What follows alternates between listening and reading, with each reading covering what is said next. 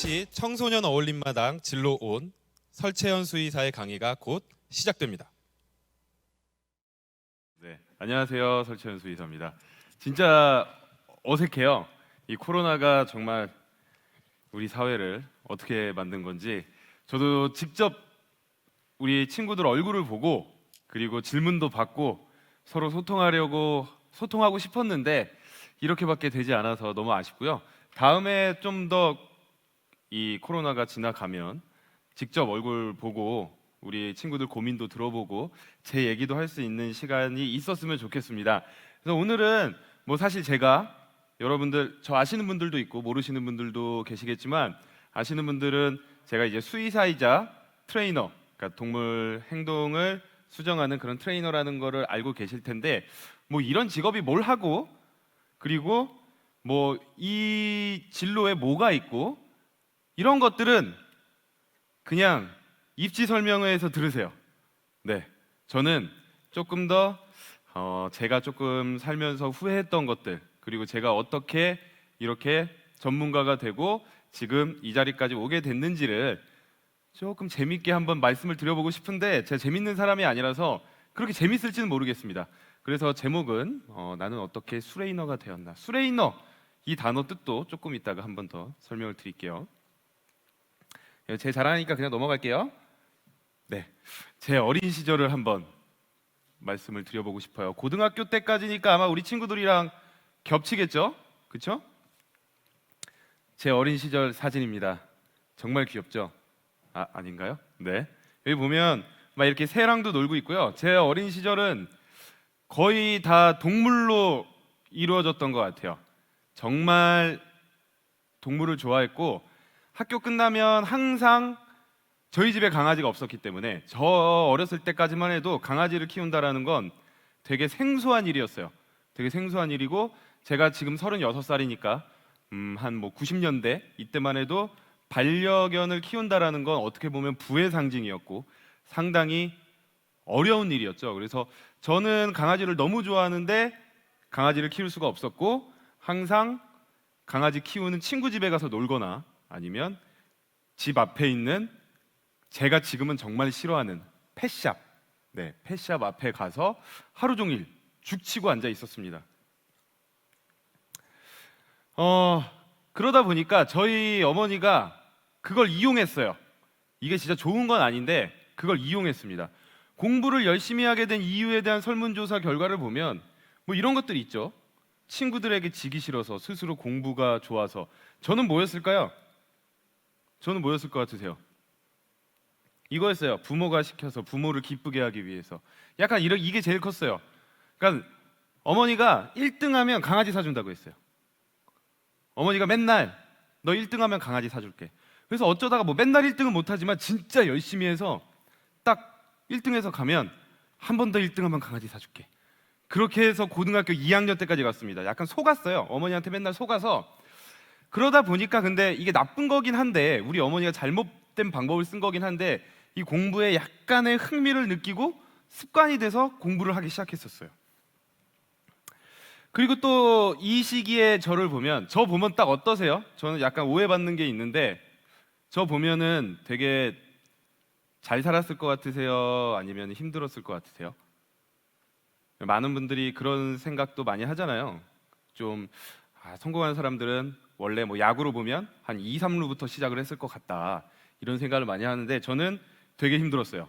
어린 시절에 여러분들은 잘 모르는 말로만 들어봤을 그런 이 IMF라는 것 때문에 여러분들은 어떨지 모르겠지만 저보다 분명히 더 힘든 친구들도 있었을 거예요. 근데 저는 중학교 1학년 때부터 제가 따로 쓸 수 있는 용돈을 받아본 적이 없는 것 같아요.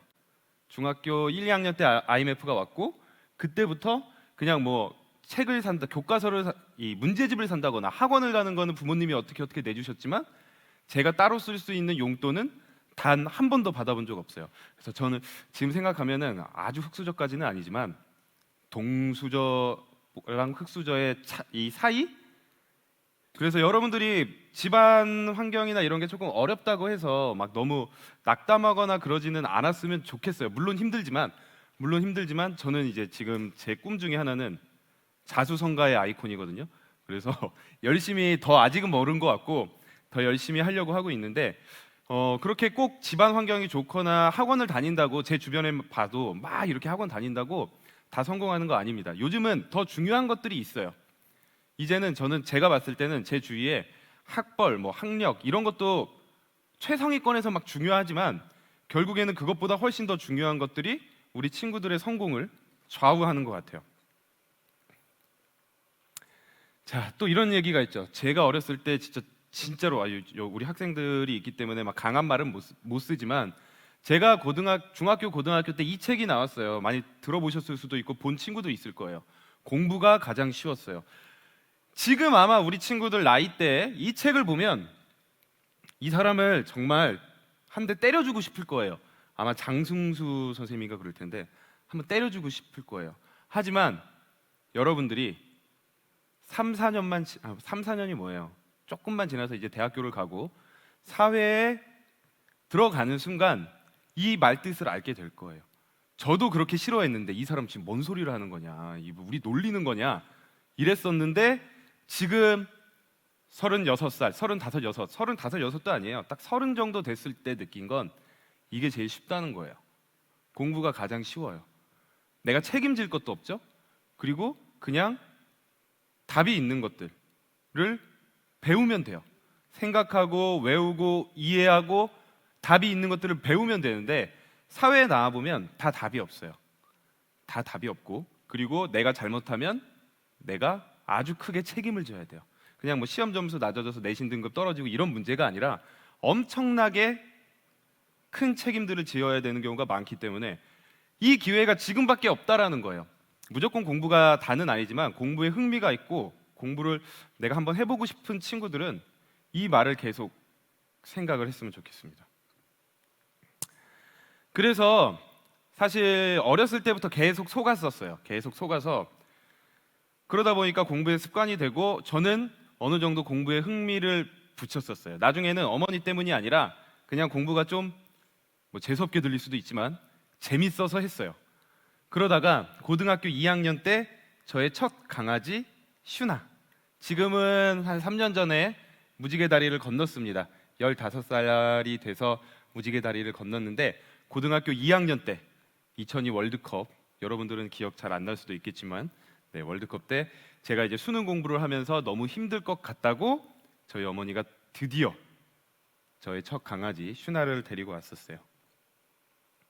저도 되게 젊죠? 그리고 이제 이 슈나 때문에 수의사라는 꿈을 더 딱 가지게 됩니다. 근데 그때 꿈은 그냥 수의사였어요. 뒤에서 정말 중요한 걸 말씀드리고 싶은데 그때 꿈은 그냥 나는 수의사가 되어야겠다. 나는 수의사가 되면 내 꿈은 이룬 거다 라는 생각에 공부를 하고 고3 때 딱 됐는데 그때 수의대 점수가 엄청 높을 때예요. 뭐 지금도 많이 높지만 그때도 좀 낮았다가 막 올라가고 있을 때라서 저는 당연히 붙을 줄 알았는데 점수가 간당간당 하는 거예요. 그래서 지금은 저희 때보다 훨씬 입시가 어려울 거라고 생각이 들어요. 훨씬 복잡하고 수시도 많고 내신도 뭐 많이 따지고 막 엄청나게 복잡한데 그때는 그냥 뭐 아주 수시로 가지 않는 친구들 빼고는 가나 다군 3개만 쓸 수 있었어요. 그래서 저는 다 수의대를 쓰고 싶었는데 재수는 할 집안 형편이 안 되고 어떻게 할까 하다가 하나를 이제 안전빵이라고 하죠. 수의대를 안 쓰고 안전한 데를 하나 써야겠다.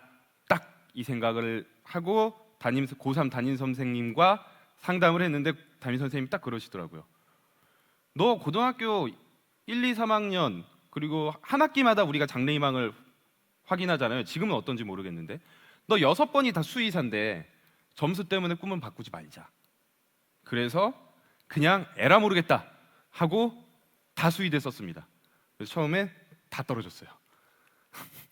그래서 막 여기 우리 선생님이 어디 계실지 모르겠는데 고3 때 담임 선생님이 이 정주환 선생님을 막 속으로 막 욕하면서 난 다 떨어졌다, 나 어떡하지, 막 재수해야 되나 막 이러고 있을 때 추가 합격을 했죠. 추가 합격을 해서 우선은 1차적인 꿈을 이루게 됐습니다. 그 다음에 이제 대학생에 들어가서 군복무 시절까지 제 청년 시절이 있는데요. 이제부터 좀 중요할 것 같아요. 전 대학생 때 저는 이렇게 방송을 해서 여러분들 앞에서 이렇게 말을 하고 유명해지고 이럴 줄은 꿈도 꾸지 못했습니다. 여기 보이는 자발적 아싸였어요.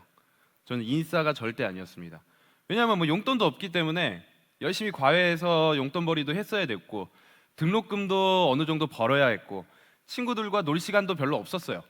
그러다 보니까 대학교 때 그냥 진짜 친한 친구 몇 명이랑만 뭐 가끔 술 마시고 뭐 얘기하고 이런 정도지, 뭐 여러분들이 저 뭐 학교 다닐 때부터 되게 인싸고 막 이럴 거라고 생각을 할 수도 있겠지만 되게 아싸였어요. 그래서 저는 뭐 굳이 전 이건 성격 차이도 있다라고 생각을 하거든요. 굳이 아싸가 자꾸 인싸가 되려고 할 필요 없어요. 인싸가 돼야지 성공하고 이런 것도 굳이 그럴 필요 없다라고 생각을 합니다. 그리고 제가 이게 가장 중요할 것 같아요. 제가 여러분들한테 말해주고 싶은 가장 중요한 얘기가 이걸 것 같은데, 제 꿈은 수의사였어요.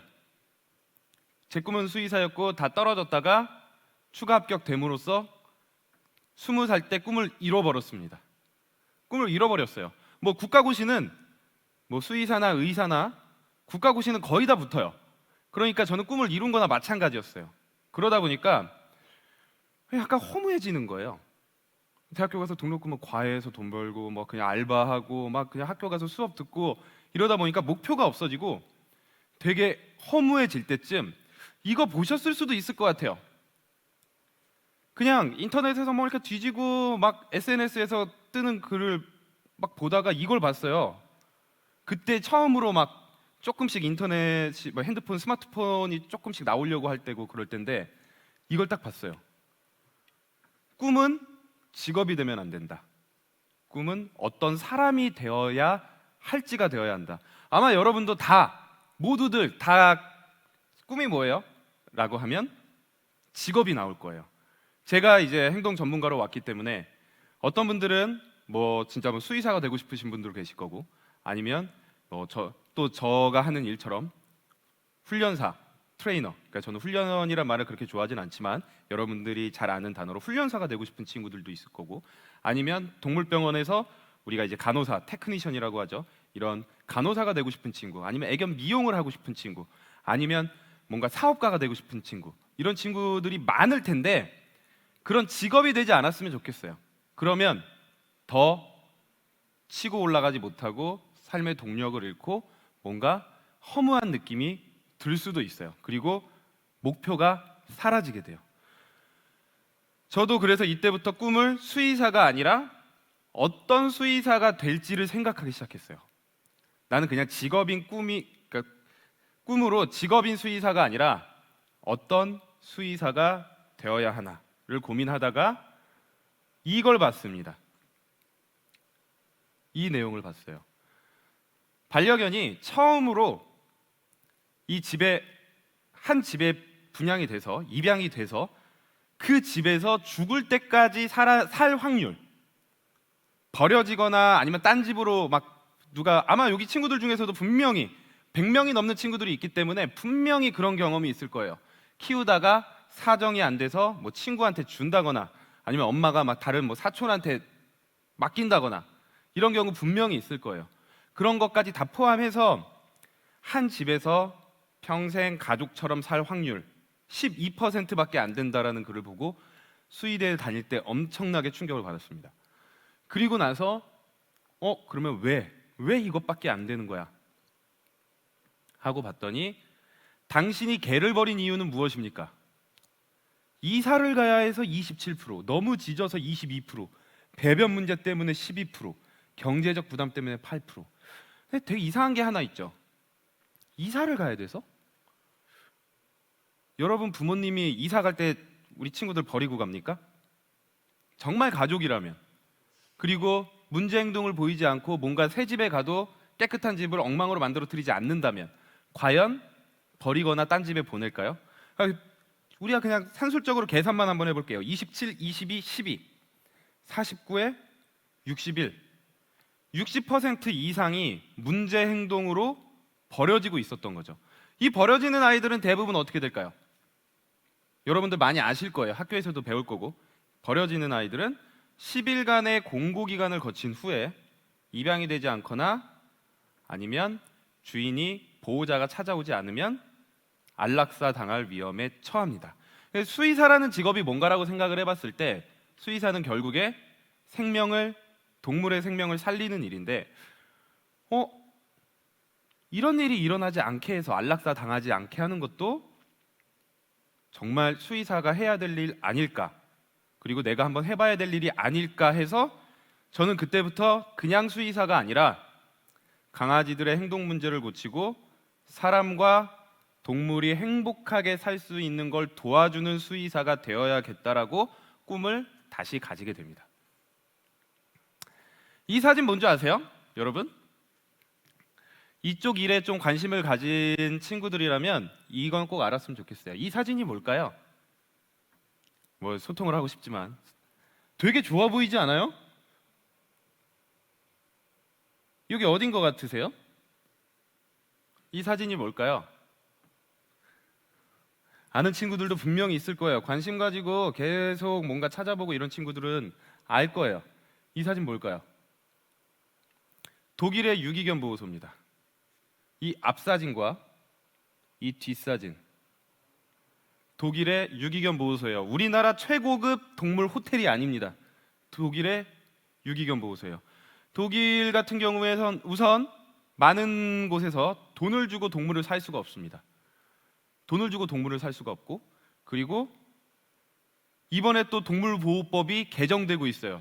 이번에 개정되는 동물보호법에는 뭐라고 나오냐면 개를 하루에 2번 이상 산책시키지 않으면 동물 학대다.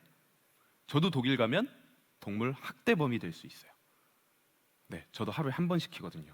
여러분들 근데 이 마음에 좀 찔리시는 분들이 있을 거예요. 일주일에 1번 시키고 이런 친구들 분명히 있을 거예요. 이만큼 독일 같은 경우에는 유기견과 아니면 이런 유기견이 생기지 않게 행동학적인 동물의 정신적인 부분에도 신경을 많이 씁니다.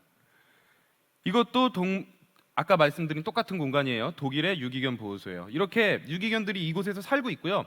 중간중간 공원이 있죠. 그러면 입양에 관심 있는 사람들이 와서 그 유기견을 데리고 같이 놀아요. 산책을 하면서. 그리고 이 친구가 나랑 맞는 것 같다 라고 느껴졌을 때 입양을 해가는 구조입니다. 그런데 우리나라는 이래요. 이거 되게 깨끗한 곳이에요. 우리나라 유기견 보호소 중에 이 정도면 아주 깨끗한 곳입니다. 엄청나게 깨끗한 곳이에요. 이런 거를 바꿔 나가야 될 친구들이 저는 우리나라 반려동물 문화의 가장 처음 기반을 닦는 사람이라고 생각을 하고요. 지금 이 사진에서 이 사진으로 바꿔 나가야 되는 친구들이 여러분들이라고 생각을 합니다. 제 꿈은 제가 죽기 전에 이렇게 되는 거예요. 제가 죽기 전에 이렇게 되려면 여러분들이 이제 새로 나올 꿈을 가진 동물 전문가들이 정말 많은 생각을 가지고 열심히 해야지만 제가 죽기 전에 이게 이렇게 될 것 같습니다. 그리고 나서 군복무 할 때 저의 2번째 강아지가 생겼어요. 저의 2번째 강아지 엄청 귀엽죠? 이때 되게 어렸을 때인데 버블이라는 친구였어요. 많이들 아시겠죠? 여러분들 무슨 종인지. 비숑 프리제라는 종입니다. 근데 비숑 프리제 종 같은 경우에는 문제 행동 중에 분리불안이라는 문제 행동이 많아요. 좀 이제 저 새나개나 여러 동물 프로그램들 유심히 보신 분들은 아시겠지만 분리불안이라는 건 혼자 있을 때 무서워해서 막 짖고 오줌 아무데나 싸고 집안을 엉망으로 만들어뜨리는 그런 문제 행동이에요. 근데 이게 되게 힘들어요. 왜냐하면 민원이 들어오니까. 내가 나갔을 때 얘가 짖고 이러면 옆집에서 민원이 들어오고 얘도 얼마나 힘들겠어요. 버블이도 얼마나 힘들겠어요. 그래서 제가 모든 방법을 한번 다 써봤습니다. 그때 당시만 해도 우리나라에는 칭찬을 통한 교육 같은 것도 없었고요. 수의대에서도, 심지어 수의대 안에서도 동물 행동학이라는 거는 거의 가르치지 않았어요. 그리고 지금 여러분들이 곧 졸업하고 갈 여러 대학들 있죠. 요즘 동물 전문가들을 만드는 여러 대학들, 그런 거 거의 다 없었어요. 그러니까 제가 알 수 있는 지식은 TV에서 본 지식밖에 없어서 그걸 그대로 한번 따라해봤습니다. 그런데 이상하게도 원래 저를 제일 좋아하던 친구가 저만 보면 눈치 보고 도망가기 시작하는 거예요. 그때만 해도 혼내는 방법을 썼었기 때문에. 그래서 막 알아보던 중 미국에도 미국에도가 아니라 미국에는 칭찬을 통한 교육을 하고 있었고요. 그리고 실제로 사람의 정신건강의학과처럼 강아지들에도 이런 질병, 이 행동 문제 치료를 위해서 약물 처방도 하고 있다라는 걸 알았습니다. 그래서 미국에 갔어요. 되게 젊죠? 엄청 젊죠? 여기가 접니다. 이 하얀색 옷 입은 사람이. 저기 파란색 옷 입은 분은 저랑 같이 동업 원장님이시고. 근데 자, 미국 가는 것도 또 이거 돈 많아서 간 게 아니고요. 은행이 보내줬어요. 은행이 열심히 대출 받아서 이제 그걸 다 갚고 거의 다 갚았습니다. 이제야. 그냥 가고 싶었어요. 돈도 없고. 그런데 이거 공부해보고 싶었고, 아까 말씀드린 대로 그냥 수의사가 아니라 동물의 이 정신 건강을 책임지고 사람과 이 동물이 소통하면서 행복하게 살 수 있는 수의사가 되고 싶다라는 생각을 가지니까 돈이 문제가 아니라 우선 한번 가봐야겠다라는 생각에 대출을 받아서 갔다 왔었어요. 그래서 여기서 약물 처방도 배웠는데, 근데 교수님이 추천하시더라고요. 너 이거 배워서 네가 약물 처방하고 그리고 진료를 보면 트레이닝할 사람은 있니? 혼내지 않고, 이거 혼내면 절대 안 될 텐데 혼내지 말고 좀 차근차근히 과학적인 방법을 통해서 가르쳐 줄 수 있는 사람이 있니? 근데 이게 거의 10년 전이니까 없어요 라고 했더니, 그럼 네가 해 라고 해서 다시 미국에 갑니다. 돈도 없는데 또 갔어요. 또 가서 미국의 트레이너 자격증을 따고 왔어요. 그래서 수의사이자 우리나라에선 최초로 여러분들이 아는 훈련사, 저는 이제 훈련사라는 말보다 트레이너라는 말을 많이 쓰는데, 수의사, 트레이너에서 이제 같이 있던 지인들이 야, 너 신직종을 만들어냈다라고 하면서 수레이너라고 부르고 있는 거죠. 그래서 저는 뭐든지 좀 생각을 달리 해야 되는 것 같아요. 저도 운도 좋았지만 노력도 했고, 어느 정도 선배들이 닦아놓은 길만 가려고 한다기보다는 어느 정도는 새로운 걸 좀 생각을 한다면 뭔가 더 멋있는 가치가 창조가 되지 않을까라고 생각이 들어요. 그리고 또 하나 말씀드리고 싶은 게 있어요. 이게 요즘 이거에 대한 얘기가 많잖아요. 뭐 노력을 해라 막 이러고, 노력은 배신하지 않는다 뭐 이런 얘기도 있고. 뭐 이거 웃긴 얘기로 제가 제일 좋아하는 만화 중에 이런 슬램덩크에서 나오는 포기하면 편해 하지마 그냥, 여러분들 그런 생각하시는 분들도 많을 거예요.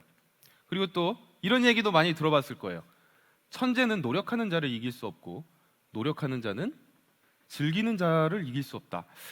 근데 이거는 너무 이상적인 얘기인 것 같아요. 그래서 제가 좋아하는 형 중에 하나, 실제로 조금 이제 연락도 하고 같이 방송을 했었어서 연락도 하고 그러는데, 서장훈 형님이 이런 얘기했죠. 즐겨라, 즐기는 자를 못 따라간다. 저는 세상에서 그 얘기가 제일 싫어요. 저도 싫어요. 즐기는 사람이 이길까요? 노력하는 사람이 이길까요? 제가 주위에서 봤을 땐 노력하는 사람이 이겨요. 천재는 못 이겨요. 저도 천재는 못 이겨요. 저도 제가 천재가 아니라는 걸 알기 때문에 천재들은 그냥 제껴놨어요. 쟤네들은 그냥 책 한 번만 봐도 외우고요, 말하는 것도 너무 잘하는 사람이 있어요. 따로 배우지 않아도. 그런 사람들은 못 이기겠더라고요. 근데 노력하는 사람이랑 그냥 즐기기만 하는 사람 중에 누가 이기냐 하면 저는 노력하는 사람이 이기는 것 같아요. 왜 그러냐면 즐기는 사람은 자기가 하고 싶은 것만 해요. 그런데 우리가 사회에서 시험을 본다거나 뭔가 더 성취를 하려면 내가 하기 싫은 것도 해야지만 어쩔 수 없이 성공하는 경우가 많아요. 예를 들어서 지금도 여러분들이, 저는 이 얘기를 왜 하냐면 아마 그럴 거예요. 벌써 너무 꿈을 막 딱 동물 행동 전문가, 난 트레이너가 될 거야, 난 미용사가 될 거야, 그러니까 이 공부가 필요 없어, 이러면서 그냥 자기가 좋아하는 것만 하는 친구들이 있을 거예요. 근데 절대 그러면 안 돼요. 지금은 하기 싫어도 이 내가 하고 싶은 것을 위해서 짜증이 나고 그냥 즐길 수 없더라도 노력하는 게 필요한 시간입니다. 그래서 만약에 뭐 지금 가장 얘기를 한다면 많은 분들이 그럴 거예요. 나는 그냥 한국에서 공동 트레이너를 할 거야. 그러니까 영어 같은 거 필요 없어. 나는 애견 미용사를 할 거야. 그러니까 영어 같은 거 필요 없어. 나는 간호사가 될 거야. 영어 같은 거 필요 없어. 근데 이 모든 이 동물 관련된 일에서 가장 중요한 능력은 영어입니다. 왜냐하면 우리나라가 미국 같은 곳에 한 2, 30년 뒤져 있어요. 이제 예전에 30년이었는데 지금 한 20년 뒤져 있다라고 해요. 그러면 가장 최신 정보와 정확한 정보들은 다 영어로 적혀 있습니다. 그러면 영어를 잘하는 친구와 영어를 못하는 친구, 최신 정보를 받아들이고 방송에서 찾는다거나 전문가를 섭외할 때 누구를, 최신 정보를 받아들인 사람들을 계속 찾게 돼요. 그러니까 지금 영어 하기 싫어, 나는 이건 즐길 수가 없어, 그런 게 아니라 이거는 노력을 해야 되는 거죠. 하기 싫어도 해야 돼요. 네, 공병훈 님이 이런 얘기를 하셨죠. 기회는 불처럼 바람처럼 불현듯 다가온다. 제가 그랬던 것 같아요. 저는 솔직히 지금까지 정말 많은 풍파를 겪었습니다. 수의대도 원래 우리 부모님은 가지 말라고 했었고요. 우리 부모님은 반대했던 대학을 제가 갔던 거고요. 그리고 행동학을 공부한다고 빛을 내서 미국에 갈 때도 우리 부모님은 울기까지 했어요. 네가 무슨 훈련사냐. 그때만 해도 훈련사에 대한 인식이 좋지 않았었기 때문에, 지금 많이 좋아졌죠. 네가 무슨 수의사지 훈련사냐 그러면서 막 울면서 반대하고 했는데 다 부모님과 반대로 해서 잘 됐어요. 그만큼 되게 많이 힘들었고, 미국에 공부를 하고 다녀온 뒤로도 바로 이렇게 막 방송에 나오고 뜬 게 아니에요. 2년 동안 거의 포기할 뻔했어요. 안 되는구나. 그냥 일반적인 수의사로 살아가야겠다. 이만큼 했으면 됐다. 이제 돈도 없고 더 이상 빚도 못 내고 포기하자고 할 때 대신에 공부는 계속하고 준비는 계속하고 있었어요. 되지 않아도. 그때 어쩌다가 방송에서 한 번의 기회가 왔고, 제가 그동안 노력했던 걸 그 방송에서 보여줬고, 그래서 지금 한 3년에서 4년 동안 이렇게 그 기회를 잡고 잘 활동을 하고 있을 수 있습니다. 그러니까 지금 당장 쓸모가 없다, 그리고 안 될 거야 라는 생각을 하지 말고 최대한 노력은 해놔야 돼요. 그래야지 기회가 왔을 때 잡을 수 있습니다. 제가 조금 더 빨리 포기했거나 그냥 쉬는 시간이 일 없으니까 놀기나 하자 이랬으면 아마 저도 그 기회를 잡지 못했을 것 같아요. 네, 우선은 이거는 저희가 시간이 없어서 조금 넘어가고요. 이제 질문을 받을 건데 그 전에 여러분들한테 꼭 하고 싶은 얘기가 있어요. 이 동물 관련 산업이 제가 어렸을 적만 해도 대우도 많이 못 받고요. 심지어 수의사까지도 그냥 강아지 파는 사람, 그냥 똥 치우는 사람 이런 정도로 인식될 만큼, 그게 2004년도예요. 2004년도에 그랬어요. 근데 지금 2020년도에 정말 많이 바뀌었어요. 수의사라는 직업도 많이 인식이 올라갔고, 훈련사, 우리 트레이너들도 아주 이제 우리 선배들의 노력으로 인해서 인식이 엄청나게 좋아졌습니다. 하지만 너무 또 장밋빛만 있는 건 아니에요. 여러분들이 이 동물 관련 일을 하러 딱 나왔을 때 아직은 엄청나게 힘들고 좀 이게 뭐야 하고 돈도 아직까지는 좀 못 벌 수도 있고, 하지만 진짜 중요한 건 그래서 더 잘 될 수 있습니다. 남들이 잘하고 있는데 들어가면 좀 안정적이고 어느 정도의 그런 느낌은 받을 수 있어요. 근데 지금이 가장 좋은 때인 것 같아요. 저는 선배들은 정말 맨땅에 헤딩했어요. 저 같은 사람들은 정말 맨땅에 헤딩을 했고, 어느 정도 기반이 마련된 상태에서 우리 친구들이 뭔가 새로운 생각을 가지고 밖으로 나왔을 때는 그 기반을 가지고 우리보다, 저나 지금 TV에 나오거나 아니면 그 선배들보다 훨씬 더 멋진 것들을 할 수 있는 가장 좋은 시기라고 생각을 했어요. 제가 5년 안에 이 동물 전문가들의 지위가 많이 달라질 거라고 엄청나게 얘기를 많이 했거든요. 여러분들이 지금부터 열심히 해서 사회에 나오면 그 5년이 지나가 있을 것 같습니다. 여러분들도 지금 가지고 있는 꿈을 제가 말씀드린 대로 직업으로 잡지 말고 조금 더 어떤 사람이 될지, 그리고 그 직업에서 어떤 일을 할지를 조금 더 한번 고민을 해보고요.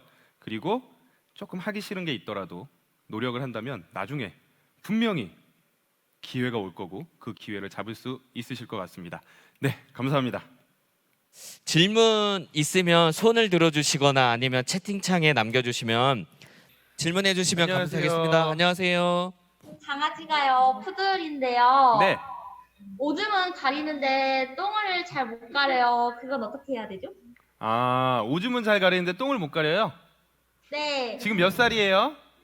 5살이요. 5살? 네. 어렸을 적부터 그랬어요? 제가 어렸을 때부터 키운 강아지가 아니에요. 뭐 이렇게 유기견이나 이런 친구인가 보죠? 파양된 강아지요. 어이구, 너무 친구 너무 고맙다. 너무 최고다. 우선은 똥은 패드 주위에 싸요? 아니면은 아예 생뚱 맞은 곳에다 싸요? 좀 패드 주위라도 쌀 때도 있고 생똥 맞은 데 쌀 때도 있어요. 그래요? 네, 우선은 네. 재교육이 조금 필요는 해 보일 것 같고 패드 위에 이게 잘 안 들려요. 네네. 우선 교육을 다시 좀 더 해야 될 필요가 있을 것 같은데 그 전에 네. 우리가 먼저 확인해 볼 게 있어요. 화장실이 강아지가 똥을 싸기에 편안한 공간인지도 한번 생각을 해봐야 돼요. 네. 위치도 그렇고 우리 뭐 사람도 그렇지만 이제 오줌을 쌀 때보다 응아를 할 때 더 힘이 많이 들어가거든요. 근데 네. 패드가 조금 미끄럽거나 네. 너무 작거나 하면 그 위에 올라갔을 때 이렇게 내가 힘을 주면 불안하잖아요. 그러니까 약간 네. 우리로 따지면 우리가 응아하러 변기에 올라갔는데 변기가 흔들거리고 있는 거죠. 그러면 아, 강아지들이 그쪽에다 안 싸려고 하고 뭔가 그 주위에 옆에다 싸려고 한다거나 그 흔들리는 곳을 피해서 싸려고 한다거나 그런 경우가 있어요. 그래서 가장 먼저는 화장실을 정확하게 좀 위치나 이런 곳이 얘가 편안해하는 공간인지 그리고 안정적인지 크기는 적당한지를 먼저 확인하고 그 다음에 화장실 교육할 때는 뭔가 이렇게 새로운 방법이 없어요. 절대로 패드 위에서 간식 주거나 하지 말고 패드 위에서 가끔이라도 그 주위에서라도 응아를 잘했을 때 빨리 포착할 수 있으면 바로 패드 밖에다 간식을 던져준다거나 칭찬을 해서 꾸준히 해야 돼요. 꾸준히. 화장실은 훈련도 아니고 교육도 아니고 습관이에요. 그래서 네. 포인트는 그리고 절대 혼내면 안 돼요. 네. 네, 감사합니다. 네 감사합니다. 우리 또 친구 이 레저 동물과 친구 여기도 있군요. 예 여기도 있습니다. 아유. 네 남자 학생. 제가 예. 아까부터 되게 열심히 듣는 것 같았어요. 이 학생이 제가 딱 눈에 띄었거든요. 눈에 딱 띄었어. 안녕하세요. 안녕하세요. 네, 저 질문이 있는데, 네네. 반려동물과는 좀 관련이 없을 수 있지만, 설찬님께서 많이 공부를 하셨다는데, 혹시 공부하는 량이나 어떤 방법으로 공부하셨는지 궁금합니다. 공부하는 양. 사실 네네. 이거는 개인마다 다 다른 것 같아요. 제 주위에 공부하는 친구들이나 이런 거 봤을 때 저는 이제 요즘 느끼는 거는 가장 중요한 건 생활 리듬인 것 같아요. 생활 리듬이고 잠을 너무 적게 자려고 하지 말아요. 예전에는 선생님이 학교 다닐 때만에는 사당 오락이라는 말이 있었어요. 4시간 되면 합격하고 5시간 되면 탈락한다. 근데 이거 말도 안 되는 얘기고요. 저 같은 경우엔 하루에 7시간씩은 꼭 잤던 것 같아요. 7, 8시간씩은. 그래야지 이 리듬도 더 잘 맞고 대신에 깨어있는 시간 동안 공부를 되게 효율적으로 하는 게 좋아요. 효율적으로 하는 게 좋아서 어떤 친구들은 한 과목을 뭐 2, 3시간씩 해야지 효율적인 친구가 있고 저 같은 경우는 가끔 뭐 짜증나면은 한 과목당 30분씩 그냥 계속 돌려가면서 공부를 하기도 했어요. 하나 하기가 너무 귀찮으면. 그래서 우선 8시간 수면하고 그리고 깨있는 시간 동안에 효율적으로 공부를 하되 하나 꼭 추천하고 싶은 거는 짧게 할 수 있는 취미 생활 하나 있으면 좋을 것 같아요. 짧게 할 수 있는 취미 생활. 그래서 네. 뭐 운동이라거나 아니면 뭐 노래를 부른다거나 근데 이게 공부에 영향을 주면 안 되는데 적당껏 하면 아주 공부할 때 더 기분도 좋아지고 스트레스도 풀리고 좋더라고요. 그래서 이게 무조건 공부만 한다고 해서 다 되는 게 아니라 내 정신 건강을 신경 써주면서 머리가 좀 이렇게 여유가 생겨야지 우리가 공부하는 것도 더 잘 들어오거든요. 그래서 너무 어른들이 막 너 왜 이렇게 잠을 많이 자냐 이런 거보다는 이걸 자기가 찾아 나가야 되는 것 같아요. 내 리듬과 나한테 맞는 공부 방법들을. 그래서 막 딱 정해진 건 없다라고 보면 될 것 같아요. 그리고 가장 중요한 건 제가 모든 공부할 때 지금 몇 학년이에요? 저 지금 2학년입니다. 고등학교 2학년이요? 네. 그러면 급하지 않잖아요. 그러면 이거 한 번만 해보세요. 한 문제당 바로 답 보지 말고요. 해설이 너무 잘 돼 있잖아요. 근데 이제 안 풀리면 답답하니까 대부분 답을 보러 가요. 근데 절대 그러지 말고 만약에 여유가 된다면 한 문제당 30분씩 고민해 보고요. 이게 너무 길다 하면 한 문제당 최소 한 15분씩은 고민해 봐요. 답을 계속 보게 되면 내가 생각하는 능력이 줄어들 수밖에 없어서 최대한 네가 이기나 내가 이기나 해보자 하고 15분, 최소 15분씩은 모든 문제에서 고민을 해보고 그 다음에 답을 넘어가 보면 훨씬 더 얻는 게 많을 것 같아요. 네. 또 궁금한 점 없나요? 저 이제는 좀 다른 분들도 있으니까. 네. 화이팅! 감사합니다. 네, 감사합니다. 화이팅 화이팅! 하세요. 네. 네, 지금 우리 원장님께서 그 강의도 너무 잘해 주시고 그다음에 질문도 정말 열심히 해 주셨는데 우리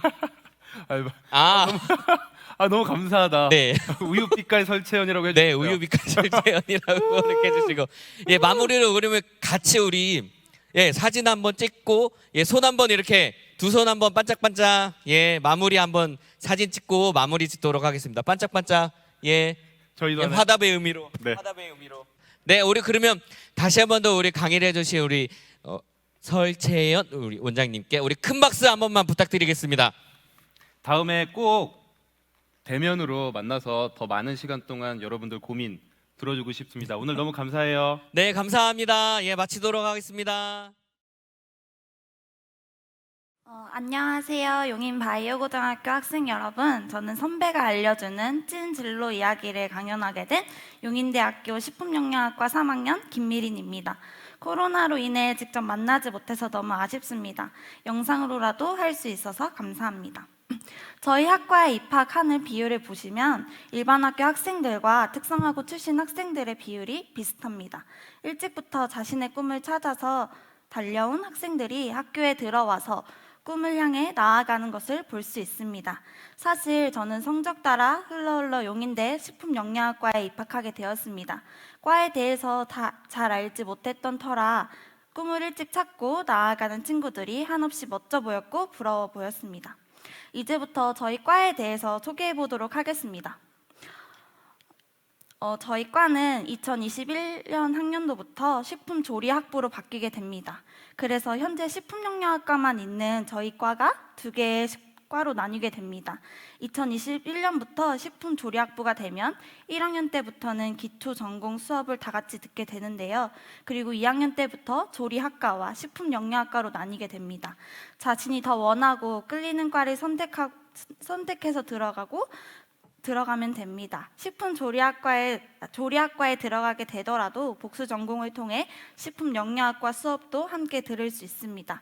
식품영양학과 전공을 이수하게 되면 영양사 국가고시와 위생사 고시를 볼 수 있는 기회가 주어집니다. 영양사 시험과 위생사 시험은 아무나 볼 수 있는 시험이 아니라 식품영양학과 전공을 이수한 자만이 주어지는 시험입니다. 이 시험을 통해 조금 더 전문적인 지식을 얻게 됩니다. 그럼 두 마리 토끼를 한 번에 잡을 수 있는 기회가 되겠죠? 식품영양학과는 식품조리, 식품영양, 건강증진, 질병예방, 식품의 기능과 역할을 배우고 이를 통해 인체의 생리현상을 파악하고 한 개인의 건강한 식생활을 이끌기 위한 필요한 식생활을 연구하는 학문입니다. 식생활에서 식품과 영양 문제를 다루는 자연과학이라고도 합니다. 저희과 관련 자격증을 보시면 먼저는 영양사 면허증입니다. 식품학 또는 영양학을 전공한 자로서 교과목 및 학점 이수 등의 고등교육법에 의한 학교에서 보건복지부령이 정하는 요건을 갖춘 자만이 이 시험을 볼 수 있는데요. 영양 관련 18과목, 52학점 이상 취득자만이 응시가 가능합니다. 또 위생사 면허증이 있는데요. 2, 3년제 대학의 경우 보건 또는 위생에 관한 전공자로서 졸업자 또는 졸업 예정자, 4년제 대학의 경우 보건 또는 위생에 관한 전공자로서 4학기를 이수한 경우만 응시가 가능합니다. 세 번째는 식품기사 자격증입니다. 식품기사 자격증은 산업기사 실무 1년, 기사 취득자, 대학 졸업 예정자만이 시험에 응시할 수 있습니다. 마지막으로 조리 자격증인데요. 이 시험에 응시하는 것은 자격이 따로 필요 없습니다. 식품영양학과에 입학하면 교수님들께서 위생사와 조리 자격증은 방학마다 꼭 했으면 한다고 추천하고 있습니다. 이제 진로에 대해서 얘기해 보도록 하겠습니다. 여러분, 용인대를 떠올리면 어떤 대학이라는 생각이 먼저 날까요? 바로 체육학교라는 생각이 들겠죠? 저희 학교만이 가지고 있는 장점은 바로 스포츠 영양사입니다. 체육으로 특성화된 학교라 스포츠 영양학에 대한 관심도도 매우 높고, 선배님들의 사례를 보면 식품영양학과와 체육학과를 복수 전공하는 것을 많이 볼 수 있습니다. 스포츠 영양사는 태릉 선수촌과 같은 운동 선수들의 영양 섭취와 식단을 관리해주는 영양사입니다. 또 저희 과는 일부 학생들에게 교직 이수 자격을 부여하는데요. 교직 이수를 통해 영양교사로 학교에서 학생들의 영양과 건강을 지도하고 가르칠 수 있습니다. 또 보건소 영양사, 병원에서 일하는 임상 영양사로 나아갈 수 있습니다. 환자들의 식단을 함께 고민하며 환자들이 조금 더 나은 식생활을 할 수 있게 도움을 주고 있습니다. 또 집단 급식소와 식품회사의 취업 기회, 식품 관련 연구원과 공무원으로 나아갈 수 있습니다.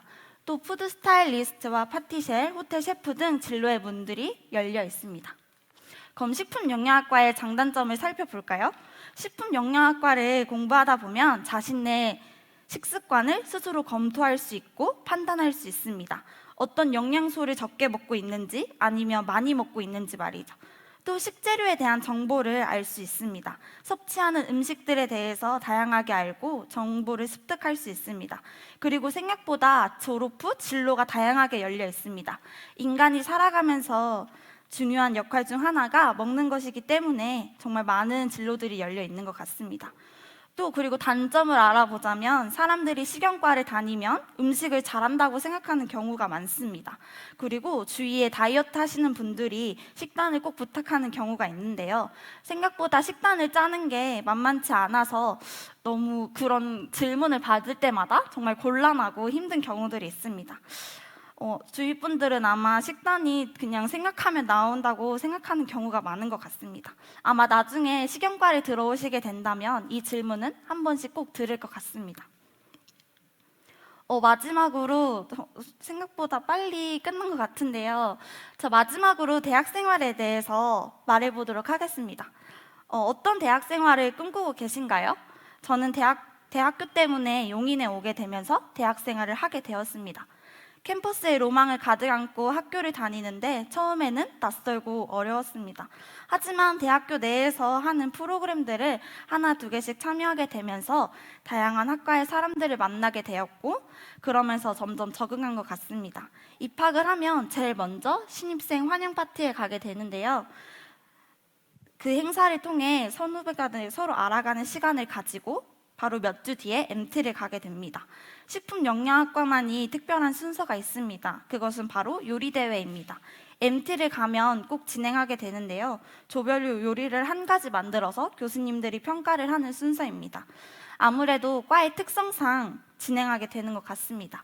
그리고 매년 5월쯤 되면 단과대학 체육대회를 진행합니다. 여러 과들과 피구, 농구, 축구 등 경쟁을 통해서 서로 알아가는 시간을 가지고 그것으로 인해서 친해지게 되는 경우도 많이 보게 됩니다. 또 단과대학에서 한 달에 한 번씩 하는 벽화 봉사가 있습니다. 그 봉사를 통해서 다른 학과 친구들도 많이 알게 되고 그 활동을 통해서 여러 사람들을 만날 수 있는 기회가 됩니다. 그리고 발표대회입니다. 자신이 발표하고자 하는 주제를 준비하여 많은 사람들 앞에서 발표하는 대회입니다. 또 대학을 하면은 대학 축제를 빠질 수 없죠. 연예인들이나 가수들을 초청해서 즐기고 또 유명한 인사들을 불러서 강연하는 시간, 그리고 많은 부스들을 운영하게 됩니다. 그리고 학과 관련 동아리를 말해보자면 용인대에는 체육학과 관련된 학과가 정말 많아서 동아리 또한 체육학과 관련 동아리가 정말 많이 있습니다. 태권도, 배드민턴, 볼링, 테니스 등 운동을 좋아하긴 하지만 잘하지 못하더라도 참여하게 되면은 거의 선후배들이 잘 알려주고 하기 때문에 아마추어 정도는 할 수 있는 것 같습니다. 그리고 저희 과 관련 동아리를 설명하자면 SCI라고 해서 식품영양학과 동아리로 식품영양학과 학생들과 사회복지 학생들이 반찬을 만들어서 지역 사회에 반찬 봉사를 하는 동아리입니다. 그리고 건강 나눔 동아리라고 여러 과 학생들이 같이 참여해서 각자의 전공을 직접 실습해보는 동아리인데요. 저도 이 동아리를 참여해서 복지관에서 아니면 다른 기관에 가서 저의 전공에 관련된 오렌지 레몬청 만들기나 꽃감 만들기 이것들을 통해서 제가 배운 것을 직접 실습할 수 있고 그곳에서 한 번 더 내가 미리 진로에 대해서 경험할 수 있었던 특별한 동아리였던 것 같습니다. 그리고 마지막으로 대학 생활하면 한 번쯤은 가보고 싶은 해외 봉사인데요. 저는 학교에서 진행하는 해외 봉사를 1학년 때 기회가 되어서 아프리카에 위치한 에티오피아라는 나라에 가게 되었습니다. 1차 서류 면접 그리고 2차 면접을 통해서 정말 저렴한 가격에 학교에서 다녀오게 됐는데요. 대학생이 되면 학교가 아니더라도 NGO 단체 등을 통해서 꼭 가보시길 추천드립니다. 왜냐하면 해외 봉사를 통해서 정말 많은 것을 얻을 수 있는 것 같습니다. 다른 학과 학생 선배들과 친구들도 많이 알게 되고 그리고 다른 학교 학생들까지 알게 될 수 있는 기회입니다. 그리고 대학에 올라오면 지금 내가 바라보고 있는 관점보다 정말 더 많은 것을 바라볼 수 있습니다. 하지만 해외 봉사를 통해서는 그거보다 더 넓은 관점 그리고 내가 생각하는 것보다 더 넓은 생각들 그리고 내가 알고 있었던 것보다 더 넓은 진로들을 알게 됩니다. 이 외에도 일일이 대학 생활에 대해서 일일이 나열하지 못했지만 정말 많은 활동들이 있고 자기 자신이 먼저 주체적으로 참여해서 한다면 조금 더 많은 활동, 조금 더 많은 경험들을 누릴 수 있을 것 같습니다. 제가 준비한 내용은 여기까지인데요. 너무 부족하지만 들어주셔서 감사합니다. 여러분들을 꿈을 향해 더 나아가고 노력하길 응원하겠습니다. 감사합니다. 네, 또 한 가지 더 질문 드리고 싶은 게 혹시 대학생활 팁을 조금 말씀해 주셨는데 네. 혹시 지금 발표하신 거 외에 혹시 대학생활 팁이나 다시 목소리가 들어온 것 같은데 아닌가요? 그냥 진행할게요. 네. 그래서 대학생활 혹시 좀 더 팁을 한 번 더 말씀해 주실 싶은 게 있으신지. 고등학교를 졸업하고 대학에 오게 되면 자기 스스로 해야 되는 게 정말 많고 그리고 교수님들도 생각보다 이거 해볼래? 라고 추천을 잘 안 해주세요.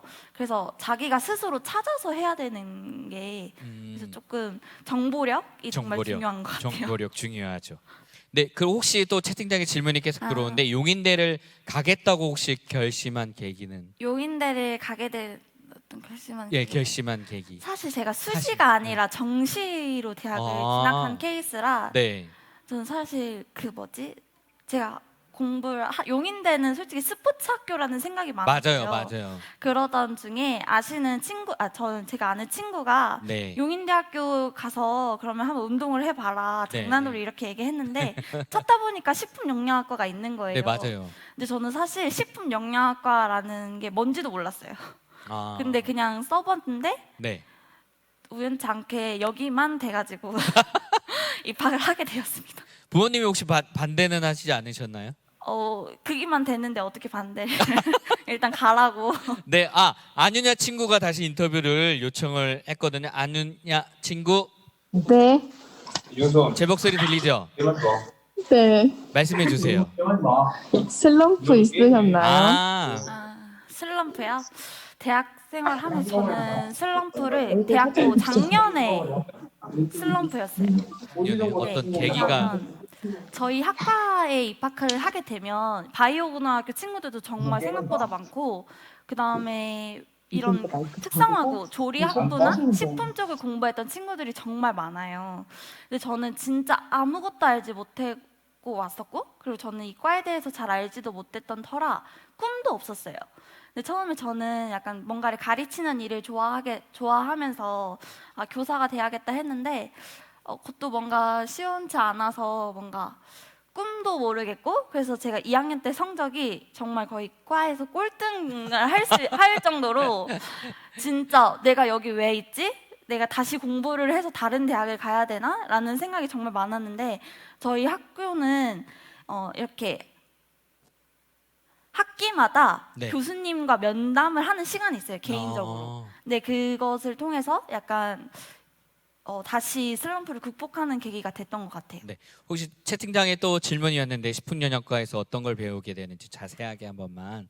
식품영양과에 오면은 영양학을 먼저 제일 많이 배우고요. 그 다음에 친구들이 싫어할 수 있는데 화학을 배워요. 아, 화학과 그 다음에 수학을 조금 배웁니다.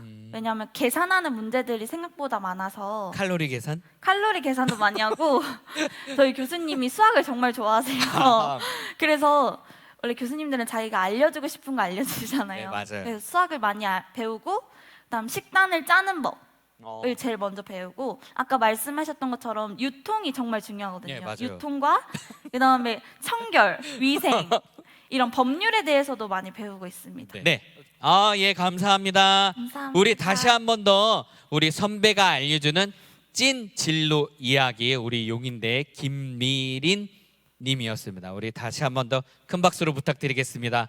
예, 박수 좀 감사합니다. 부탁드리겠습니다.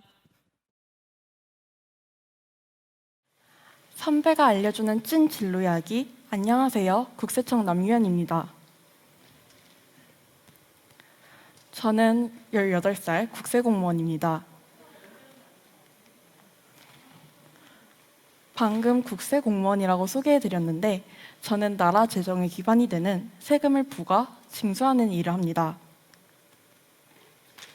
누군가는 저에게 하고 싶은 일을 빨리 찾은 행운아라고 말하지만 사실 저는 중학교 때까지 하고 싶은 일을 뚜렷하게 정하지 못한 아이였습니다. 넌 뭐가 되고 싶니? 라는 질문에 꿈이 없다고 대답을 하면 목표의식이 없는 사람이 될 것 같고 꿈이 있다고 말하기에는 잘하는 게 뭔지, 좋아하는 게 뭔지, 그리고 좋아하는 일이 직업으로 이어질 수 있는지 의문이었습니다. 그래서 저는 특성화고에 입학했습니다.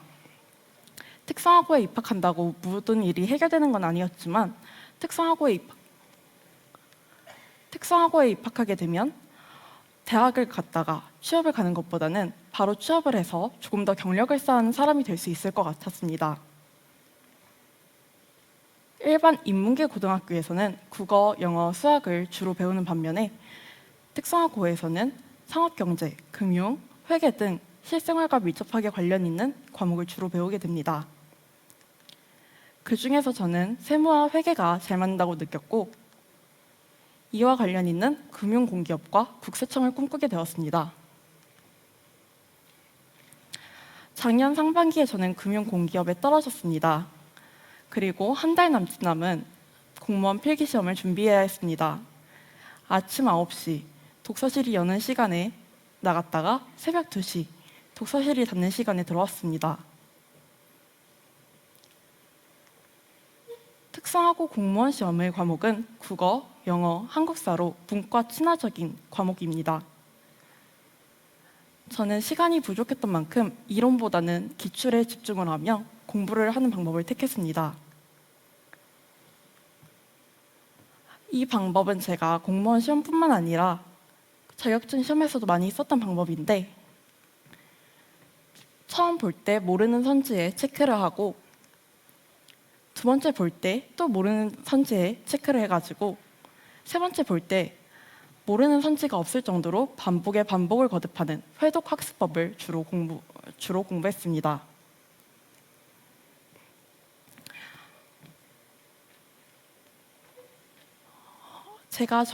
저는 조금 더 빨리 진로를 정했지만 많은 분들이 잘하는 일과 좋아하는 일 중 어떤 것을 진로로 선택할지 고민하는 분들이 많을 겁니다. 그런 분들을 위해 영상을 하나 보고 넘어가도록 하겠습니다.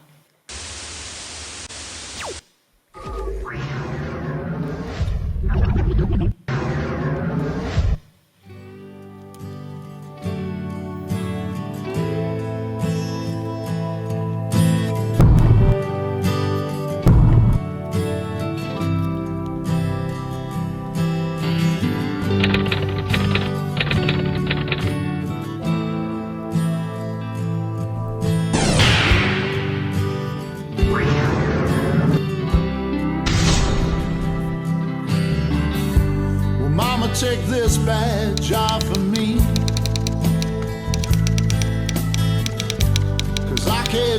use it anymore. It's getting dark, too dark to see. Feel like I'm knocking on heaven's door. I'm knocking on heaven's door. I'm knocking on heaven's door. I'm knocking on heaven's door. I'm knocking on heaven's door. Well, mama put that gun to the ground, 'cause I can't shoot them anymore. There's a long black cloud coming on down. I feel like I'm knocking on heaven's door. I'm knocking on heaven's door. I'm knocking on heaven's door. I'm knocking on heaven's door.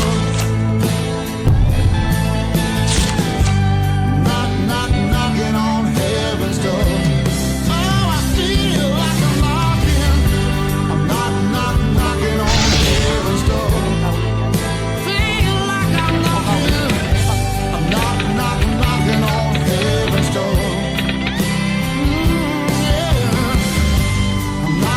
I'm knocking on heaven's door. Said I feel like I'm knocking on heaven's door.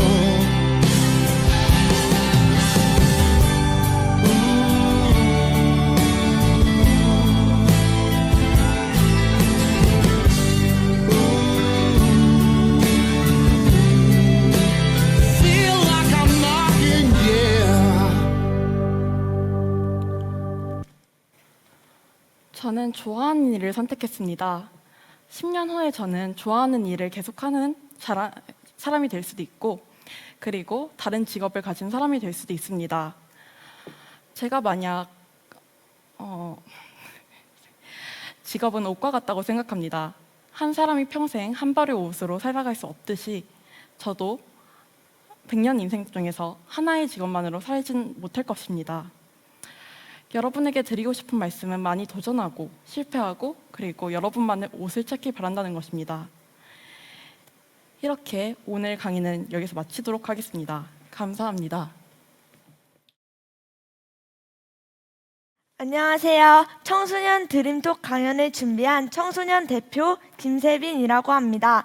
사실 제가 이런 강연이 처음이라 오늘 많이 떨리는데요. 열심히 준비한 만큼 여러분께 좋은 이야기를 전해드리려고 노력하겠습니다. 본격적인 강연에 앞서 몇 가지 질문을 드리도록 하겠습니다.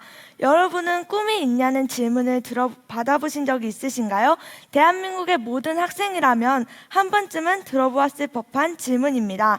하지만 이 질문에 대해 자신 있게 대답할 수 있는 사람은 과연 몇이나 될까요?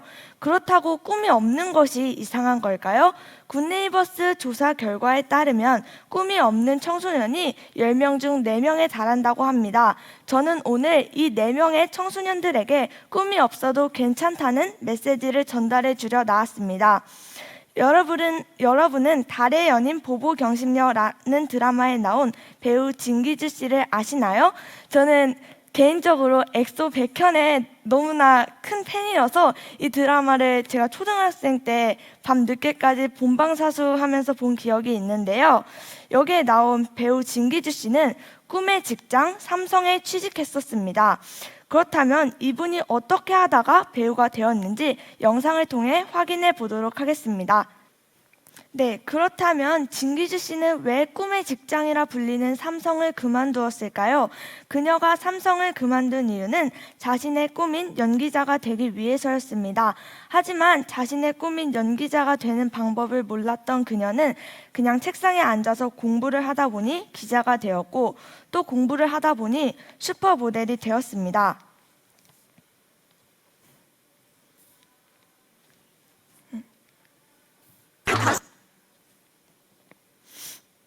그렇게 많은 경험을 하다 보니 꿈에 도전할 용기를 갖게 되었고 그녀는 자신의 꿈인 연기자가 되어 지금도 활발히 활동하고 있습니다.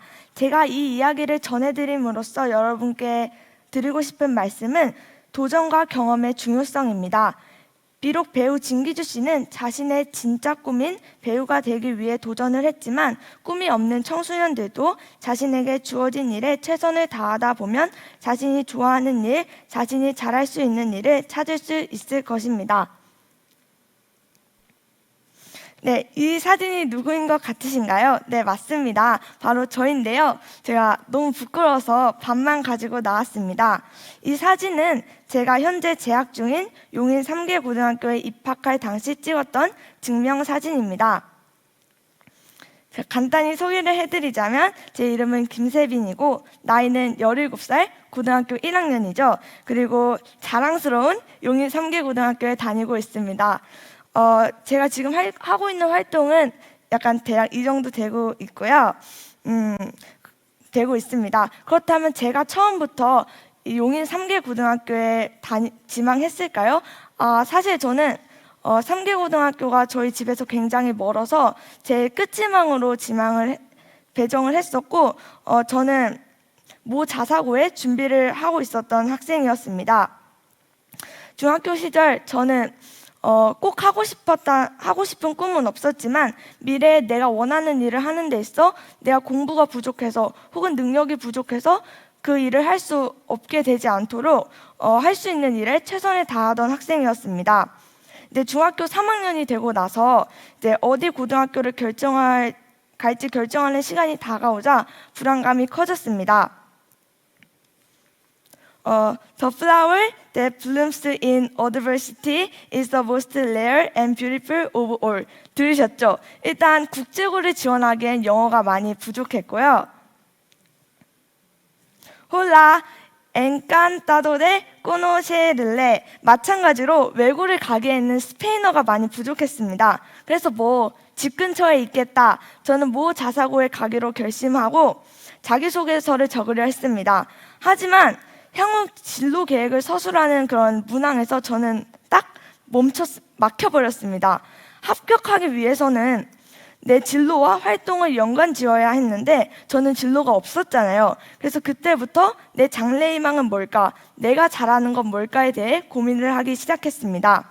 그 당시 저는 로렌조 오일이라는 영화를 접하게 되었습니다. 이 영화는 불치병을 가진 아이가 있는데 이 부모님이 이 아이를 살리기 위해서 이런 화학이나 이약 쪽에 관련이 아예 없었으나 밤늦게 매진해서 연구를 하고 책을 찾아 읽으면서 약을 발견해내는 그런 과정을 그린 영화였습니다. 저는 어렸을 때 약이 굉장히 쓰잖아요. 그래서 맨날 잘 먹지도 않고 또 항상 감기 걸려서 병원 갔다 오면 2, 3일치 맨날 약이 남고 그랬었거든요. 그런데 이 영화를 보고 이 조그만 약이 한 사람의 생명을 살릴 수 있다는 것에 큰 감명을 받고 난 약사가 되어야겠다라는 꿈을 꾸기 시작했습니다.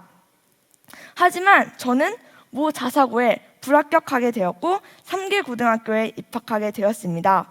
하지만 저는 좌절하지 않고 입학하면서부터 다양한 활동을 했습니다. 그중 하나가 바로 청소년운영위원회입니다. 청소년운영위원회에서 저는 축제 진행, 회의 진행, 모니터링 등을 하며 기획력과 리더십, 관찰력을 길러나갔고 오늘 이 자리에 쓴 것처럼 발표와 강연을 통해 자신감 또한 얻어나가고 있습니다.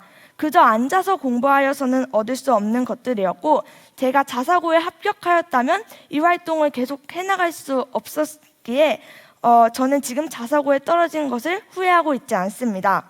물론 처음에 떨어지고 나서는 엄청 울었죠. 도대체 저 사람들이 뭐기에 그깟 자기소개서 한두 장으로 나를 판단하고 15분 말해본 걸로 내 이제 합격이나 불합격을 갈라놓는지에 대해 굉장히 화도 많이 내고 그랬었는데 지금 생각해 보니까 이미 끝난 일에 미련을 갖는 것보다는 제가 할 수 있는 걸 찾아 나가면서 열심히 노력하는 것이 훨씬 더 가치 있는 일이라는 것을 알게 되었습니다. 저는 아까 말씀드렸다시피 제가 잘난 사람이기에 이 자리에 서서 강연하는 것이 아닙니다. 저도 실패를 겪었고 이제 고등학교에 다니면서 이제 조금 선배로서 여러분께 제 경험을 공유하고 새로운 것에 도전하라고 말씀드리고 싶어 이 자리에 서게 되었습니다. 꿈이 없더라도 다양한 일에 도전을 하다 보면 자신의 적성과 재능을 발견할 수 있다고 생각합니다. 또한 도전을 두려워하지 마시고 현재 자리에서 단 한 발자국이라도 나아가 보세요. 분명히 변화한 자신을 마주할 수 있을 것입니다. 마무리하기 전에 영상을 하나 보도록 하겠습니다. 이 영상은 제가 담고 싶었던 이번 강연의 주제를 잘 집약해 놓은 영상이어서 준비했습니다. 안녕하세요 여러분, 소개해주는 남자입니다. 유튜브를 하면서 간혹 이런 질문을 많이 받았어요. 제가 앞으로 뭘 해야 될지 모르겠어요. 유튜브라도 한번 해볼까요? 지금 너무 불안해요. 저는 이런 고민을 들을 때마다 늘 이런 말을 해요. 불안해하지 말고 일단 해보세요. 유튜브든 관심 가는 일이든 일단 해보세요. 제가 이렇게 말씀드리는 데는 딱 한 가지 이유 때문이에요. 저는 자신의 정체성을 알아가는데 경험 말고 좋은 건 없다라고 생각하는 사람이에요. 예를 하나 들어볼게요. 어떤 사람이 체육 전공을 하다가 이게 나랑 맞지 않는 것 같아서 가끔 관심이 갔었던 연기를 시작하게 되었어요. 근데 이 사람이 연기를 좀 하다 보니 차츰 이런 생각을 하게 되는 거예요. 연기는 재밌는데 뭔가 배우 생활은 나랑 맞지 않는 것 같다. 이렇게 이 사람은 하나의 경험을 통해서 자기가 좋아하는 걸 알게 되고 자신과 맞지 않는 걸 알게 되었어요. 뭐 그렇게 이 사람은 배우의 경험 덕분에 자기와 조금 더 맞는 길을 찾게 되고 그렇게 영상 만들고 유튜브 시작하고 자본주의에 굴복해갖고 소개해주는 남자가. 근데 정말 제가 여러분들한테 꼭 전하고 싶은 말은 명확한 꿈이 없는 것에 너무 주눅들 필요도 없고 걱정할 필요도 없다는 거예요. 그런 고민도 분명 필요하겠지만 가끔은 생각보다 행동이 더 좋은 결과로 이어질 때가 있다는 거예요. 네, 이런 말이 있죠. 세상에 의미 있는 일은 없다. 힘들고 불행했던 일들은 언젠가 먼 훗날 자신에게 하나의 경험이 되어서 멋진 디딤돌이 되어줄 것입니다. 이상으로 청소년 대표 김세빈이었습니다.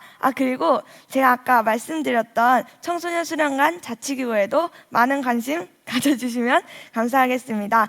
이제 1월에 모집하는데 들어와서 저랑 또 또래 청소년들과 함께 다양한 경험을 쌓았으면 좋겠습니다. 긴 강연 들어주셔서 감사합니다.